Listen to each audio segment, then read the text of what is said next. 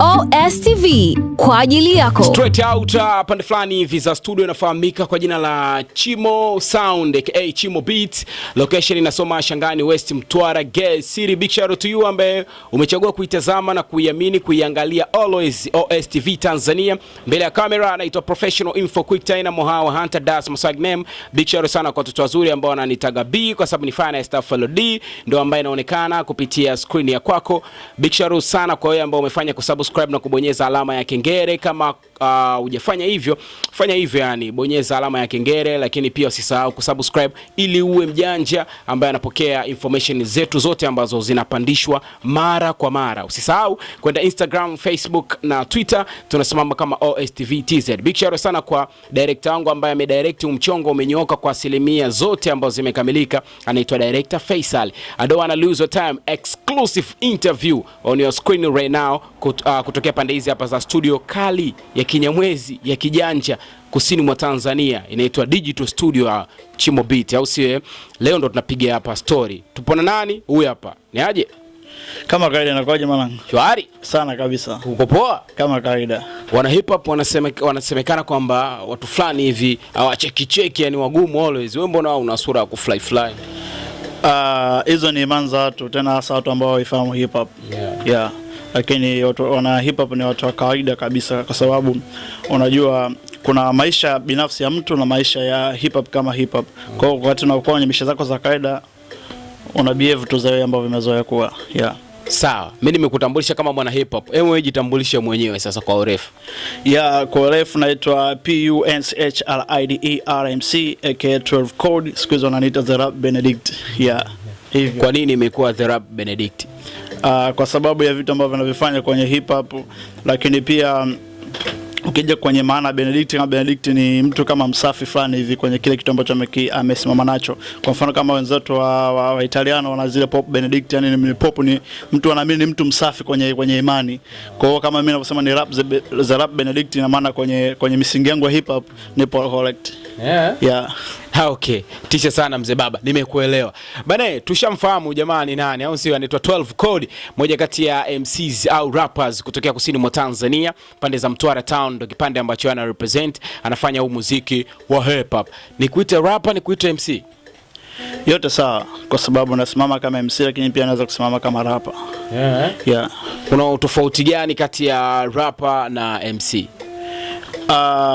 Rapper mara nyingi, yani kwa fupi niseme rapper ni mtu ambaye anajua tu kuimba kwenye zile style za hip hop basi, lakini MC ni mtu ambaye ameibeba hip hop kwa sehemu kubwa sana. Yeah.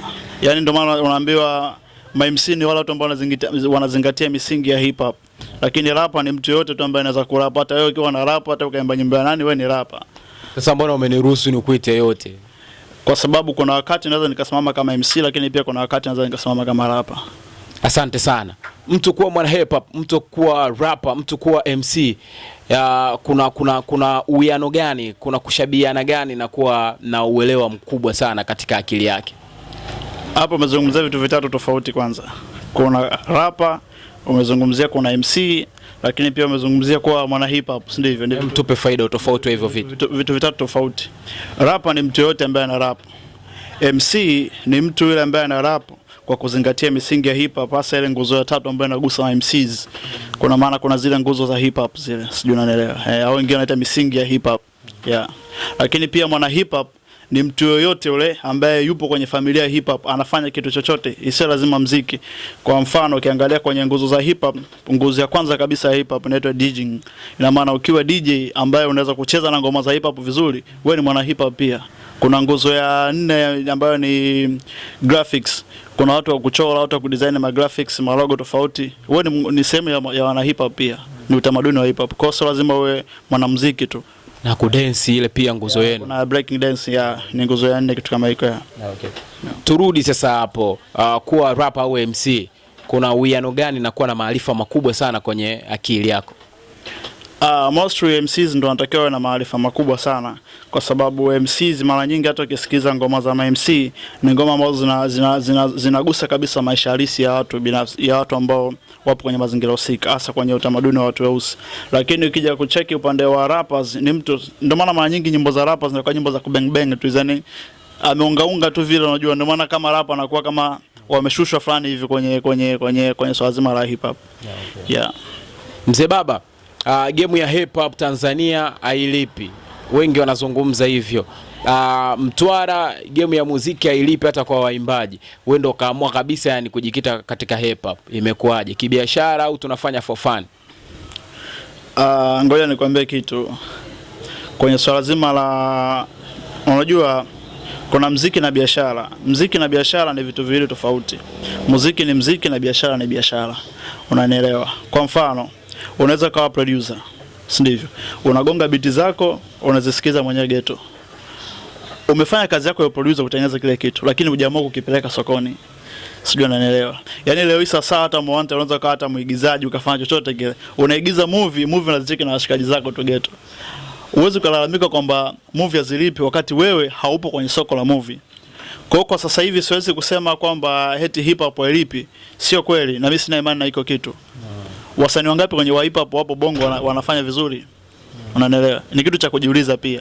Sijui unanielewa. Kwa hiyo unaposema hip hop hailipi, sijui hip hop use, mimi siamini iko kitu. Naamini tu kama kweli mtu unania kufanya biashara ya hip hop, tengeneza ngoma zako za hip hop, zitengeneze kwenye mazingira kuingia sokoni, ziingize sokoni, fanya biashara. Biashara itafanyika. Wewe shai kulipa? Kwa upande wangu siwezi kusema hip hop imenilipa kwa sababu bado sijaingia kwenye soko la muziki.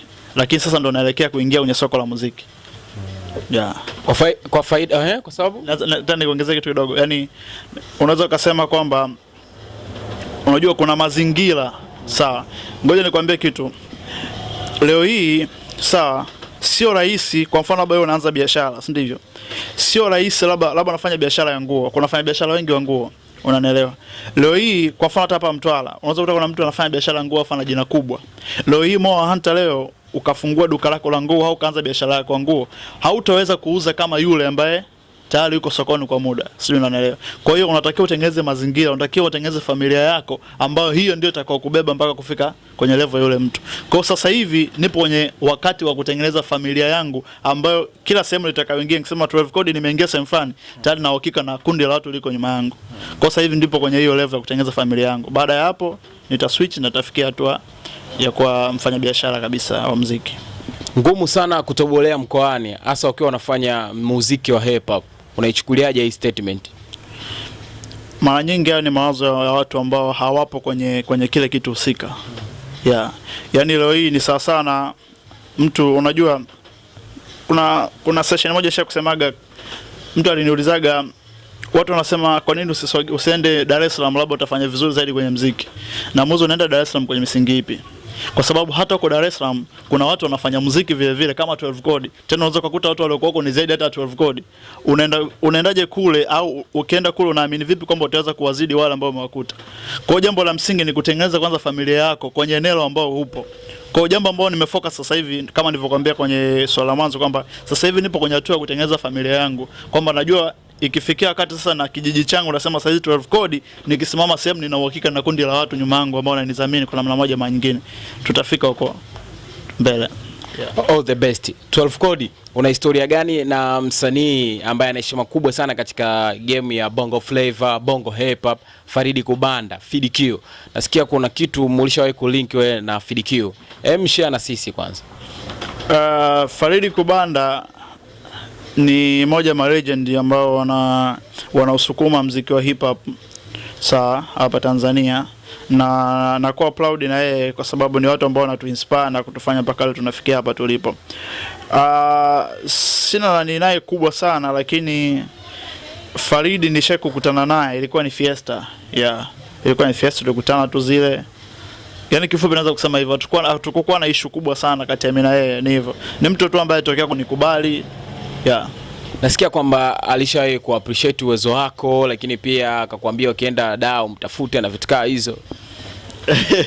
Au haina ukweli? Unajua sometimes sijui niseme nini, lakini Kiukweli Faridi Kubanda namkubali kwa sababu moja.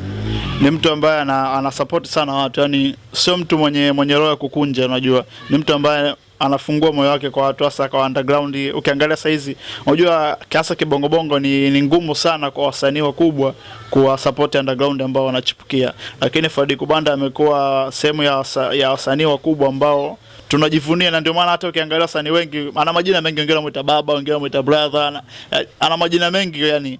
Kwa hiyo ni msanii ambaye ana support sana movement za underground. Kwa hiyo nashukuru na mchango wake kimawazo nini na mishe zingine. Hata sasa nashukuru tunaelekea kwenye hatua nzuri. Yeah. Wanasema kwamba ili uendelee inabidi ujifunze kwa watu ambao wamefanikiwa. Kuna linki ya wasanii hasa wana hip hop ambao wewe umelinki nao, unapiga nao story ambao tayari wana majina makubwa katika game ya Bongo hip hop. Kupiga nao story wasanii wakubwa Ukajifunza akakujazia madini. Sijui niseme ni wasanii wakubwa, sijui niseme bado ndo wanachipukia na wao, lakini kuna baadhi ya wasanii napiga nao story vizuri. Yeah. Kama kwa mfano labda Maarifa Big Thinker, nawasiliana naye. Shatoboa yule. Yeah, ametoboa, yupo kwenye level nzuri, yupo kwa madii pale sasa hizi anakula MMB, inaitwa MMB. Yeah, MMB. Yeah. Yupo kama Maarifa. Wapo wengine kidogo nao ndo wanakuja sasa hizi, kina Nala Mzalendo, kina Rabi James, wapo kina Blackfire, wapo kina Bosho Ninja. Yeah. Napiga nao ma story au sio? Yeah. Mzee Baba, kuna kitu inabidi nikuhusishe nacho kwa sababu kinakuhusu wewe, ni mwana hip hop au sio? Zamani kama kilikosekana, naona sasa hivi kinarudi. Weusi wameachia interlude yao, ndani yake kuna diss line kwa washikaji zetu Lunduno wale. Zamani walikuwa wanafahamika hivi au sio? Sasa hivi wanajiita Kikoskazi, wakina One the Incredible, Nicki Mbishi na washikaji wengine. Wale washikaji pia wameenda zao booth, wameileta diss track yote kwa diss Weusi. Hii umeipokeaje ukiwa mmoja kati ya watu ambao wana deal na michongo ya hip hop na vitu kama hizo? Yaani unajua sana zetu hasa bongo bongo, unajua sisi kwanza kwa upande wa tamaduni zetu za huku tumezoea zile kiki fulani, unajua ya, kwa hiyo inaweza kasema iko kitu. Lakini pili, kwenye utamaduni wa hip hop ndio maana kuna nguzo ya tatu ile ambayo inaitwa MCs, ambayo mambo ya ku freestyle nini, kuchanana zile. Kwa hiyo ni issue ambazo ni nzuri, zina faida kama zitachukuliwa positively, zina faida kwa sababu inafanya ile inatengeneza tension. Unajua muda wote, kwa sababu ukiangalia kwa kama interlude ni kama ni mwanzo fulani, ina maana kutakuwa na tunategemea kuna muendelezo wa kile kitu, follow up, unaelewa. Sasa kama kutakuwa na muendelezo, vile vitu vinatengeneza tension kubwa. Ukiangalia kama Kikosi Kazi imetambulishwa hata mwezi sidhani kama inafika, unaelewa. Lakini Kikosi Kazi sasa ukiangalia ma interview mengi radio nini huku na huku, wanafanya hiki wanaachia magoma nini, unaelewa. Kwa hiyo wakati ukiangalia kwa kipindi cha nyuma hapa kabla hizi district kutokea palikuwa pamepoa kabisa. Ukiangalia kabla hata hiyo DC kulikuwa na tofauti kana Nicki Mbishi na PZMC. Nicki Mbishi katoa ile ngoma kamchana pipi na katoa kajibu kwa Nicki futi 6. Yeah, futi 6. Wakati ule sasa hip hop ikawa imeamka, unajua, yani watu mdoto, mtu kwenye page ya Nicki Mbishi, page ya PZMC, mtu asikiza radio anafanyaje. Kwa hiyo inachangamsha na tunazidi kusogea. Kwa hiyo mimi ni kitu kizuri kama kitachukuliwa positively, ni kitu kizuri, lakini kama kitachukuliwa kwa picha nyingine tofauti sio kitu kizuri. Yaani kama nimekuelewa, zisitokee zile bifu za zamani za Nakotunako na Kikosi cha Mizinga. Yeah. Za kushikiana visu. Yeah, ni kweli. Kwa upande wako vipi? Ushawahi kuingia labda kitambo au sasa hivi kuwa na misunderstanding kwa ajili ya kuchanana diss track line fulani hivi za kuchanana na MC mwenzako? Sijawahi kuingia hivyo kwa sababu hakuna MC ambaye amejichanganya kwenye njia yangu. Lakini kwa sababu sio, unajua uwezo kidogo. Unajua hata unapoingia kwenye zile diss unaangalia mtu gani unayemgusa, unawezana naye, unajua. Kwa hiyo lakini kuna diss moja ilishatokeaga, ilinigusa kwa kweli, ilinigusa sana. Ile diss nimeshaijibu. Nasubiria tu wakati wangu ufike, nitaachia watu wataelewa nini nakizungumzia. Wataelewa. Nani alikuchana? Hakuna mtu alinichana mimi. Yaani kuna mtu alichanwa. Ile iliniuma sana baada ya yule mtu kuchanwa. Sasa mimi kama 12 code nimevaa cover yake, alafu sasa nataka nipite na yule mtu mwingine. Nakubali, itachangamsha hiyo au si? Yeah. Mzee Baba, tumepiga story nyingi sana. Kuna raia ambaye anakuangalia system around kupitia kioo cha OSTV Tanzania pale. Alafu hajui the way vile wewe unafanya, au sio? Mshika mic tupe line kadhaa hivi ili mtu ajue the way vile wewe unafanya. 12 Cody the Lab Benedict. Yeah, wamekimbia boom wakidai mziki simple. Nono wamedandia trap na wanachana kio midimpo. Leo navamia humu niwaoneshe nani simple, nani yumo, nani mkali, nani mgumu, nani somu. Yeah, wamehonja ndumu wanapumulia mashine. Leo nasikika mpaka 254 huko Kisumu. Wakiuliza ya wapi the big daddy, hii ni Jonet West Wukong na Big Baji. Mziki uwekezaji zeni swag and styles. Unasema wana kipaji na uko chini we tiles. One spot nigga bang, nigga switch, nigga hang, on flat, nigga chill, nigga feel, nigga hang. 12 Cody nafanya yaliyowashinda. Mimi ni bingwa naweza fanya country boy kuwa Simba. Napenda nafanya, napenda nachana, unapenda nikipita zangu kwa toa. 12 Cody niko juu on top, 12 Cody niko juu on top. Unapenda mechano, unapenda murano, chap chap des variano. Kama hivi yani. Bana 12 Cody tisha sana. Anaitwa 12 Cody, ametuonyesha the way vile anafanya, au sio? Fanya kumfuatilia more details kuhusiana naye, sehemu gani unaweza kukutana naye, atakuja kushare na sisi baadaye. Tunaendelea kupiga naye story. Muziki wa hip hop kibongo bongo, mashabiki wa kike ni wachache sana. Sasa hivi kidogo ndo wanasogea. Nini kifanyike tuwaletwe kwa wingi ili uwiano uwe sawa na walivyokuwa vile wanaishabikia bongo flavor? Mashabiki wa kike unajua sijui niseme nini, lakini kwa upande wangu kitu ambacho nakiona wapo kiasi, lakini unajua kulingana na nature ya, unajua wale watu ambao tutangulia kwenye hip hop sawa, walibezi sana kwenye zile boom bap, sijui unanielewa. Kwa hiyo tofauti ya, unajua hip hop ina ladha tofauti, ndio maana sometimes inakutana na ngoma za hip hop zina majina mengi, maana kuna trap, sijui kuna boom bap, kuna nini unanielewa. Message kuna hip hop cartoon bongo, sijui kuna hip hop ipi, unanielewa, zinakuja majina mengi, lakini kitu ambacho nimekiona mimi kwa upande wangu, labda kwa sababu ya wale ma legends ambao walitutangulia, wao walifocus sana kwenye boom bap. Yani unakuta magoma mengi kina FDQ huko nyuma, kina nani walitutangulia, yani walikuwa wanapiga boom bap tupo zile. Unajua sasa boom bap ni muziki ambao beat zake zina focus kwenye hisia, lakini ni muziki ambao unamtaka mtu ambaye ana uwezo kufikiri na kubezi sana kwenye content ya wimbo. Lakini watu wengi wa huku wanapenda sana muziki wa kubang, unajua hizo sana hasa hii style ya trap nini, unajua zile watu wanacheza nini, au ile mtu amechana faster ameunga hiki zile, unajua ni watu ambao wanapenda. Kwa sasa hivi at least tunafanya kidogo na matrap, naona wanasogea. Kama nimekuelewa kwamba inabidi sasa hivi tufanye trap ili tuwavute na wao. Yeah, ndio maana mimi sometimes hata ukiangalia kwenye production zangu, kwenye kazi zangu, nina ngoma ambazo nafanya boom bap kwa sababu nina mashabiki wangu ambao wamemfahamu 12 Cody kutokea kwenye boom bap, kwa sitaki niwapoteze.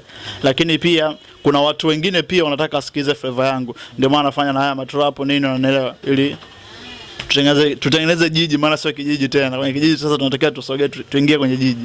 Yeah. Nakubali. Sasa mzee baba, wakati tunawavuta mashabiki wengine wa kike wajae huku wakutane na masela, tulikuwa tunaamini kwamba hip hop ni muziki wa masela na vitu kama hizo. Masela wakikuta ngoma studio wanaifurahia, tukikaa nao maskani tukiwachania wanapokea fresh, ila tukiita show hawaji.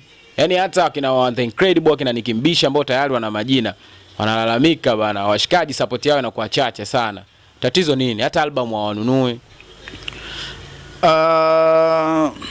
Ila ukipiga michano 12 Cody noma, sijaona. Unajua ndio point ambayo nilikuwa nakwambia hiyo, kwamba kulingana kule tulikotokea, unajua misingi ya hip hop ulikuwa ni muziki wa wanaharakati, muziki wa kutetea haki za mtu mweusi. Hata ukiangalia kule kuanzia miaka 80 kwa kina Biagino Tola za kina Tupac nani, hip hop ya mwanzo kwa kabisa kina DJ Kula, unanielewa, wale walitengeneza hip hop au kitu chenye nature ya hip hop kwa ajili ya kutetea haki za mtu mweusi, sijui unanielewa. Alafu ukiangalia time difference haikuwa kubwa sana mpaka kwenye kizazi chetu hiki hapa, sijui unanielewa. Kwa hiyo unakuta wengi, afu ukiangalia wasanii wengi ambao tupo sana hasa ukiangalia wasanii wa kibongo wengi tunakuwa adapt, unajua sababu hip hop imeanzia Marekani, sijui unanielewa. Kwa msingi kwa imeanzia kule, unakuta hata watu wengi walio inspire ni watu waliokuwa kule.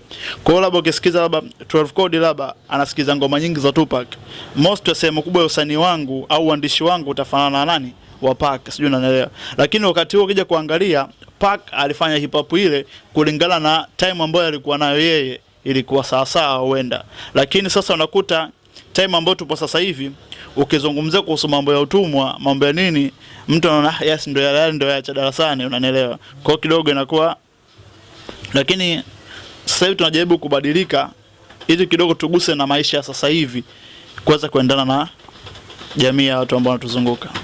Sawa, nimekuelewa. Wewe ni team Pack au team Notorious BIG? I say jamaa wote ni moto. Sasa kutakuwa gumu, unajua. Sijui hata ni focus upande upi, lakini mimi waga sina zile kumweka sana mtu moyoni, unajua. Kwa hata mimi nina watu wangu ambao nawasikiliza, lakini wote nawasikiliza. Pack kidogo namsikiliza, BIG namsikiliza, lakini kwenye sijabezi sana kwenye muziki wao Pack na BIG. Mimi sana nasikiliza wasanii ambao kidogo walikuja baada yao, kina Jay-Z, mtu kama Eminem ndio namsikiliza sana. Ngoja nikulete huku sasa. Jay-Z, Kanye West, tunasimama upande gani? Jay-Z. Kwa nini Jiga? Kwa sababu anachokifanya nakielewa. Yeah. Generation nyingine hii hapa nakuleta tena J. Cole, Kendrick Lamar. Kendrick. Kwa nini? Napenda style yake. Ile flow. Flow zake jinsi anapangilia, napenda style yake ya kuchana. Yeah. Yeah. Wasanii wa hip hop wanakosa sana michongo, endorsement na vitu kama hizo. Shanisoma hata mikoani deals zikitokea, mambo ya kuimbia sijui mwenge, mambo ya uchaguzi kama wanaekwa nyuma hivi. Tunafanyaje ili tutoe draw na wa kuimba, ili michongo ikija na sisi fresh? Yani kama tunarudi kule kama nilivyokuambia, ni sana wale ambao tutangulia hip hop yao ilikuwa kwenye mazingira fulani hivi, unanielewa.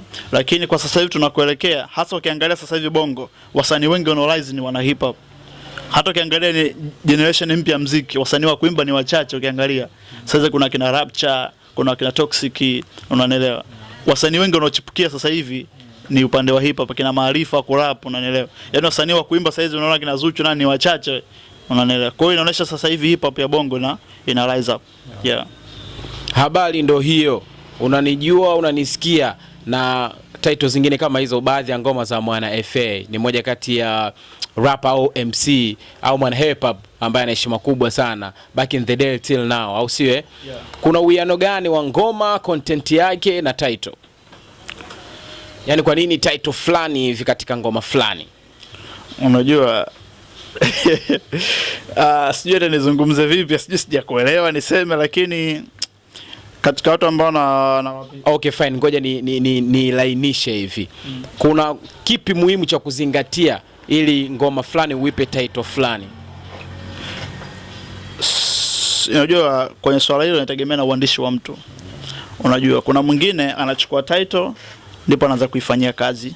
Kuna mwingine anaandika anapata title. Kwa hiyo mtu ana niche yake ya uandishi. Mimi kama mimi 12 code nilivyo. Kwanza tuzo kama mfano kama hapa sasa hivi tupo kwenye interviews, ndivyo. Wewe unaweza kuwa unanioje. Unaweza kuwa kuna neno liliongea hapa mimi nikalipenda. Nikitoka hapa mimi naondoka nalo. Hilo neno lako unaweza nikaliandikia misali minne nikaitupa. Siku ya siku nikakutana na idea nyingine nikaunga nikatengeneza ngoma. Mara chache sana natengeneza ngoma kwa kuangalia jina, lakini most unapoandika mashairi yangu mimi naangalia incident ambayo niko nayo. Nimekutana na kitu fulani nimekipenda, basi kile kitu yani mara nyingi idea zangu baada ya kukutana na kitu fulani. Kwa hiyo kile kitu ambacho nitakutana nacho nitakiandikia kile kitu na nitatengeneza ngoma yangu. Kwa mfano nina ngoma yangu inaitwa Machizo ya Kisasa. Idea yake nilikuwa Instagram naangalia tu wasanii wakubwa nini naonelea vitu wafanya. Kuna msanii siku moja niliangalia nikuta amevaa Eleni sijui zile nini. Maana nikasikia anafanya promotion ya biashara ya girlfriend wake sijui nini naonelea. Kwa hiyo nilipokuona ile nikasema huyu jamaa anafikiria nini mpaka kufanya hivi. Nikasema jamaa akili yake kama imetoka hivi nini unajua. Nikasema ngoja niandike tu. Na nikapata Machizo ya Kisasa. Kwa hiyo mtu akisikiliza Machizo ya Kisasa atapata na content ambayo ina relate na title. Yeah. Okay, good mzee baba. Muziki ni mgumu sana kuuendesha mpaka mtu anafika hatua fulani hivi. 12 code na kufuatilia, unapiga hatua. Kila siku zinavyozidi kwenda na wewe unazidi kwenda nazo, au sio?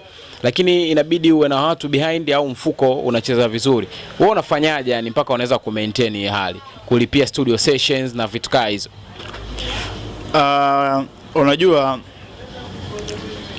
ili ufanye biashara unatakiwa kujipanga kulingana na nature ya biashara ambayo unataka kuifanya. Lakini pia msingi wa biashara ni mtaji. Hakuna biashara sio na mtaji. Hata wazo lile ni mtaji. Nisikuelewe kwa pointi moja tu, sawa. Wakati mwingine sawa, unajua underground wengi tunakuwa na pointi moja, au niseme mimi nataka ni ukama, kwa sababu naamini kuna tofauti wa msanii ambao yupo existed underground na newcomer. Unanielewa? Wale wengi ambao wanaanza kabisa muziki au sanaa yoyote huwa wanaamini kwenye kudhaminiwa kwanza kuliko kujidhamini, kitu ambacho kinakuwa ni pointi mbaya sana na affect watu wengi. Unapoingia kwenye sanaa yoyote sio rahisi. Kwa mfano leo Mo Hunter, wewe si ndivyo, unataka labda kufanya sanaa ya uigizaji, hujawahi kuigiza sehemu yoyote, sio rahisi tu mtu kutoka aliko akaja akasema na kudhamini ufanye maigizo, ni kitu kigumu.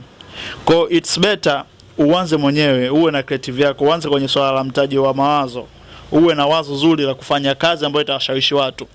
Kwamba unajua kazi hizi nikizisogeza sehemu fulani kuna watu watavutiwa na uwezo wangu. Jambo la kwanza. Jambo la pili, sasa jitahidi wewe mwenyewe ujivute kwa sehemu hata watu wachache, sijui unanielewa. Sawa. Hujawahi kufanya ngoma. Leo hii unamtafuta meneja au nani, hata kukubali vipi, hata kuamini vipi, ni swala gumu sana. Na wengi nakuta inawatesa sana. Mtu anakuambia ndio haya mawazo, kuta mtu ambaye yuko nje ya muziki anamwambia 12 Codes uende ukaishi da hapo. Kwa sababu hayuko kwenye muziki, hajui maisha ya muziki, hajui chochote kuhusu muziki, anakuambia tusogea tu hapo. Unaelewa, kama kitu rahisi vile. Anaamini tu ukishafika pale, ukutana mkubwa fela huyu ashakupa mkataba. Kumbe kitu hiko ni kigumu na hakipo hivyo. Sijui unanielewa. Kitu cha msingi kama msanii ambaye unachipukia, unatakiwa ujipange mwenyewe. Sawa. Tafuta kiasi, ingia studio. Unapoingia studio, fanya kazi ambayo unajua mtu akisikia hatavutiwa na kazi yangu. Ukiwa na kazi zako za kutosha, ukizisogeza mahala husika kwa watu wenye muziki wao, watakuchukua. Unaelewa, tena kwa njia rahisi kabisa, itakuwa jambo rahisi sana. Lakini leo hii unasema tu mimi naimba, ngoja nikampigie magoti sijui msanii gani, kitu ambacho hata mimi sikipendagi sana. Na yani sijui kama nitafikia hatua hiyo. Yani nitoke tu hapa yani nikatafuta msanii fani mpige magoti mara sijui nini ndio studio yake, kitu ambacho waga sikipendagi. Mimi ninachofanya, kama sina pesa, sina nini, na poa, naandaa content zangu za kutosha. Unajua inaweza kusema kwa upande mwingine na faida pia. Unajua mtu hauna pesa kuingia studio, tafuta pesa. Wakati unatafuta pesa, andaa content zako za kutosha. Siku ukisema naingia studio, bwana producer na kiasi hiki hapa, mnafanya maelewano, sawa, ingia booth, fanya kitu. Ukifanya kitu, tengeneza kitu cha uhakika kwamba at least mtu akisikia anajua 12 Code kweli anafanya kitu. Yeah. Mimi naamini ukifanya hivyo tu unasogea huko mjini. Okay. Production za kusini zinazingua yani au za mikoani, miayusho kinoma yani, zinafanya game ya wasanii wa mikoani wasipige hatua level ambazo zinahitajika. Inategemea unavyoishi na mtu, lakini inategemea pia na mtu, tabia zenu na mahusiano yenu. Unajua muziki ni hisia. Mimi naamini, ngoja nikupe pointi moja. Mimi naamini mtu hata mke wako unaweza kumbaka. Yaani mke wako ndoa afu kama umembaka, inawezekana. Kwa sababu gani? Naongea?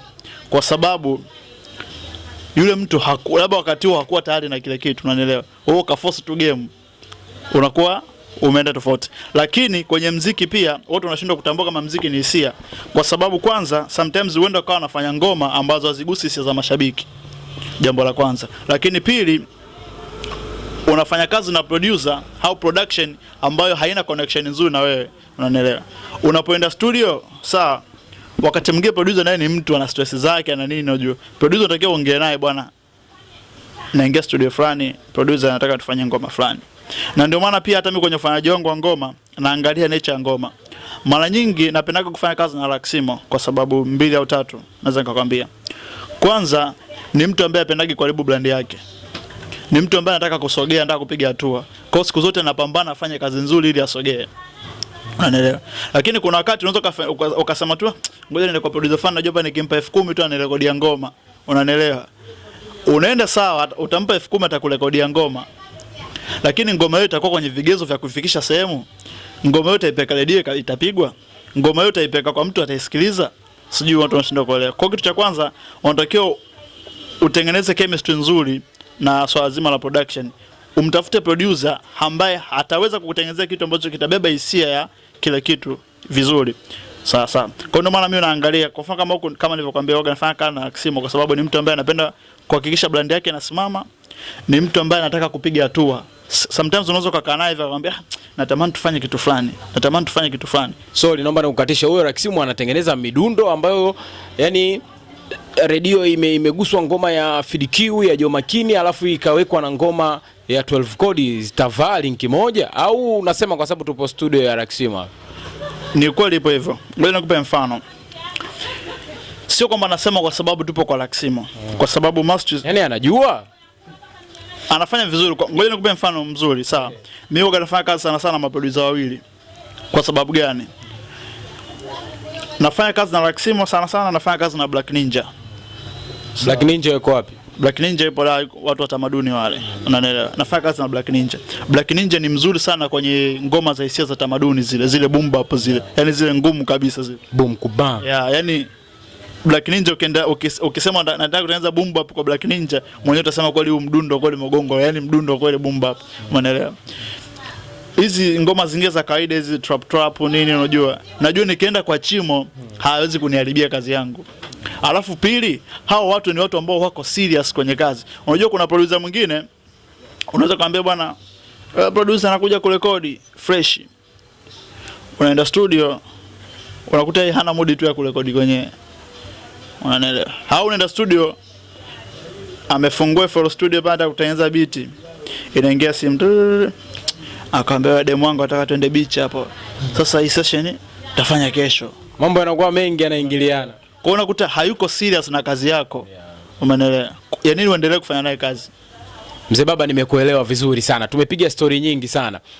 Labda tuambie, wewe umeshawahi kushare stage kuperform na baadhi ya wasanii wao ambao wana majina makubwa? Stage zangu kubwa ambazo nisha kuperform ni 2 tu.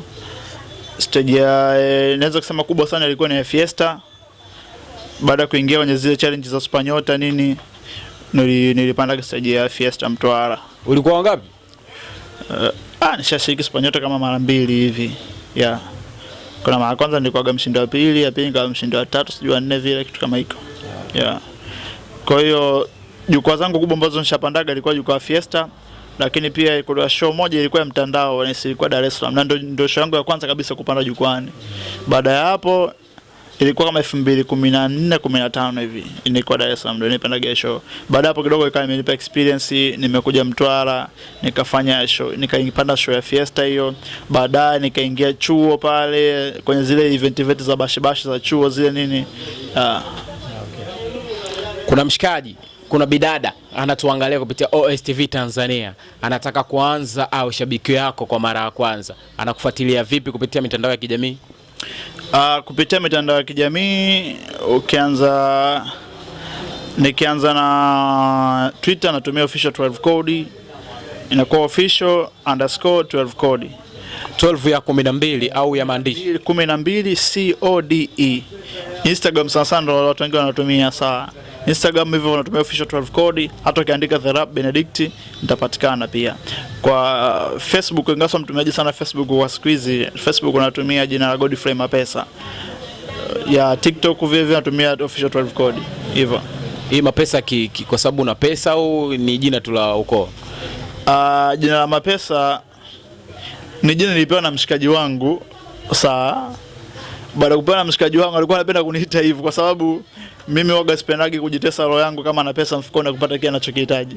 Sipendagi kujiumiza. Yaani kama pesa ninayo ya kutumia, siwezagi ile kukunja kwa sababu naamini tunatafuta pesa ili tutumie. Sasa wanatafuta pesa unazoweka ndani na maana gani? Kwa hiyo ni mtu ambaye unajua nilikuwa tunasoma kipindi cha shule nini, unajua kuna mshikaji mnaenda shule, anaanza kabla ana 500 si ndivyo? Lakini 500 yote hakikisha narudi nayo au akitumia ametumia shilingi 200. Mimi kama nimeenda shule na jero na hakikisha mpaka wakati wa kurudi sina mfuko umekauka yani.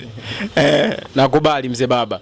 La kumalizia kabisa yani kwa wasanii producers kutoka kusini mwa Tanzania, Lindi, Mtwara, Masasi, Newala, Tandaimba na semkaa hizo, nini tukifanya ili tufike ile hatua ambayo inahitajika kufika kama walivyofika mikoa mingine ambayo imefanikiwa kimuziki? Kwa ufupi, upande wa kusini huku tunakuwa tuko nyuma sana kwa sababu kitu ambacho kinaturudisha nyuma, kwanza hatuna focus au goals. Unajua sometimes tunafanyaga tu kitu bado tumefanya, hatufanyi kitu tufike sehemu. Hilo ni jambo la kwanza. ukianza kwa upande wa wasanii wenyewe, unajua sometimes msanii anasema tu ngoja niingie pale studio fulani nikafanya ngoma tu basi, hata nikisikiza geto na demo wangu fresh tu. Hatufanyi kazi kwa kulenga kwamba kesho na kesho kutu nije kuwa hatua nyingine tofauti. Jambo la kwanza ni kufanya kazi kwa malengo, lakini pia seriousness kwenye kazi. Unajua kama nilivyokuambia hivyo, kuna mtu anatamani kufanya naye kazi, unaweza kumchekea hata msanii mwenzako, unanielewa? Oye bwana, mara pia njoo tufanye kazi hapa. Subiri sasa hizo mikona zake zinavyoanza. Maana leo na ratiba hii, kesho na ratiba hii. Saa mnaenda kuona, mnazimaliza, mnakutana siku studio. Unafika studio, nimekuita Mo Hunter, sawa, nifanyie ngoma yangu hii. Chorus, sema chorus bwana, nakupa verse. Naambia Mo Hunter bwana, mimi nitafanya verse ya kwanza, nitafanya chorus, nitakuachia verse ya pili umalizane nayo wewe. Verse ya pili unaniambia sasa tu record, niandikie basi hapo. Sasa mimi najiuliza, mimi nimekuita wewe nichukue sauti yako ama ni nini? Maana mimi kukupa collab wewe, tutengeneze flavor tofauti. Japokuwa kuandikiana sio vibaya. Sio vibaya, lakini point yangu ya kukuchukua wewe tufanye kitu hiki, nilikuwa nataka flavor tofauti. Unanielewa? Lakini pia tupunguze zile kona nyingi, unajielewa? Unanielewa? Tunyooke. Bwana mimi nataka kufanya kazi na wewe. Siku gani utakuwa free? Mazingira yapi tunaweza kufanya? Bwana mimi hivi na hivi tunaweza tukafanya kitu. Tuwe hivyo. Lakini pia tupende support kwamba sana unapohitaji unifanyie kazi yangu basi uoneshe moyo wa kufanya kazi na mimi. Au wote unapohitaji mimi nikufanyie kazi yako basi nikufungukie bwana, tufanye hivi, kazi yako itaenda vizuri. Lakini kitu kingine ni ushirikiano. Na kujitoa. Mikoa wenzetu wanafanikiwa sana kwa sababu wana ushirikiano mkubwa sana, watu wanajitoa. Ukiangalia mikoa ya Arusha na Dar es Salaam ni watu ambao wanapiga hatua. Hata ukiangalia kwenye wasanii wengi utasikia chuga huko wapi, wengi Dar es Salaam. Ni mikoa ambayo wanashikana mikono sana. Hawa kina Bando MC, saizi ya kina Yankila, nani wote wametembelea mkono wa FDQ. FDQ hajawahi kuangusha watu wa nyumbani kwao. Leo hii mtafute msanii wa Mtwara aliyepiga hatua kidogo tu, mtafute Harmonize. Ndio nakwambia, mtafute msanii wa Mtwara ambaye amepiga hatua tu kidogo. Kona zake hizo sio poa mzee baba. Nimekuelewa. Mimi nafikiri tuishie hapo. Bana, tulikuwa tunapiga story hapa na mzee baba. Jamani, rapper unaweza kumuita MC kama mwenyewe alivyoturuhusu mara ya kwanza. Tumepiga na story kupitia exclusive interview ya OSTV Tanzania. Jamaa amenyoosha maelezo kwa asilimia zote ambazo zimekamilika. I hope kuna kitu umekifahamu. Na in case kama ndo ilikuwa mara ya kwanza kumfahamu jamaa, umemfahamu na umemjua. Hii ndio kazi ya OSTV Tanzania, ndio maana always tunaendelea kusisitiza na kukuambia kwamba OSTV Tanzania kwa ajili yako. Maamuzi sahihi na mazuri ni kufanya kusubscribe kama bado hujafanya hivyo. Ila kama tayari umefanya hivyo, umetisha kinoma noma. Mimi naitwa Professional Info Quick Tainer Mo Hunter, that's my swag name. Watoto wazuri wananitaga tu B kwa sababu ni finest follow D. Shout out sana pia kwa director wangu anaitwa Faisal. Kaweka kila kitu kimekamilika. Till next time, tuone tutapiga na story na nani na vitu kaa hizo. Usisahau kwenda Instagram, Facebook na Twitter. Tunasomeka kama OSTV TZ. Tupo pande fani hivi za Chimo Beats aka Chimo Sound digital platform, digital studio. Inapatikana pande fulani hivi za Shangani West, karibu kabisa na zahanati ya Chuno. Na ukitembelea humu ndani utakutana tambala letu ambalo linaonekana pale, linasomeka kama OSTV, au si? Kufanya kutembelea, kutana na muziki mzuri kwa sababu washikaji wana deal na michongo yote, videos, audios, hata graphics, au si? Ngoja tumalizie hapo mpaka next time, au si? Asante kwa kutazama OSTV. Usisahau kusubscribe na kubonyeza alama ya kengele.